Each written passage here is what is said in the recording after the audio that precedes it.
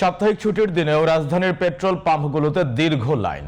ঘন্টার পর ঘন্টা লাইনে দাঁড়িয়েও চাহিদা মতো তেল না পাওয়ায় ক্ষোভ জানান গ্রাহকরা। তবে কোনো ক্রেতা তেল মজুদ করছে জানিয়ে পাম্প কর্তৃপক্ষ এমন দাহ্য পদার্থ মজুদ না করার আহ্বান জানান। ওবায়দুল হক মারুফের রিপোর্ট।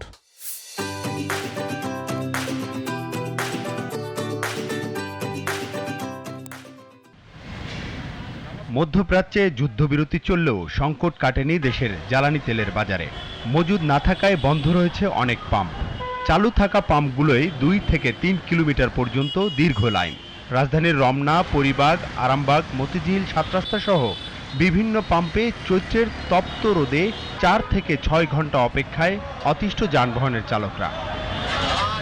সবগুলো পাম্পে তেল সরবরাহ স্বাভাবিক করে চলমান দুর্ভোগ লাঘবে কার্যকর পদক্ষেপ নেয়ার দাবি গ্রাহকদের। প্রায় 3 ঘন্টার কাছাকাছি মনে হয়ে গেছে এবং খুবই সমস্যা হচ্ছে ভাই। ওদিকে আপনার নাই, গতকালকে ট্রাই করছি, ফেরত আসছি, আজকে সকালে 9টা বাজে এখানে আসছি, এখন বাজে প্রায় 12টার উপরে। আমরা রাইড শেয়ারিং করি, তাই তেলের ঝামেলার কারণে আমাকে রাইড শেয়ারিং অনেক প্রবলেম হচ্ছে। পাম্পের এই গোড়া থেকে অলমোস্ট 1.5 কিলো রাস্তা ঘুরে এখানে হেঁটে আসছি। সরকার আশ্বাস দিচ্ছে কিন্তু আমরা পর্যাপ্ত পরিমাণ পাচ্ছি না। এক জায়গায় 2.5 ঘন্টা দাঁড়াই আছি, গাড়ি নড়ে না।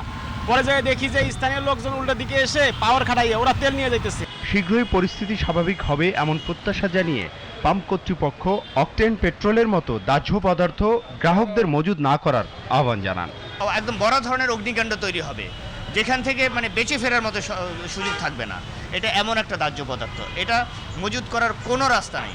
ওবায়দুল হক মারুফ, জিটিভি নিউজ, ঢাকা।